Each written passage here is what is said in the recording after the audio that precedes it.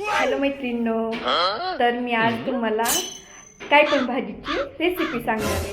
मी माझ्या नवऱ्याला विचारलं की भाजी काय बनवू, तर माझा नवरा बोलला की काय पण भाजी बनवू. तर आज मैत्रिणींनो मी तुम्हाला दाखवणार आहे काय पण भाजी कशी बनवायची. तर काय पण भाजी घेतलेली आहे. काय पण भाजीला मी कट करत आहे. मी काय पण भाजी आपली कट करून झालेली आहे. गॅसवर कढई ठेवलेली आहे. आता ही काय भाजी आपण कढईत टाकतो. ही भाजी आपण चांगली मिक्स करून घेऊया. काय पण भाजी आपली शिजत आहे. काय पण भाजीचा वास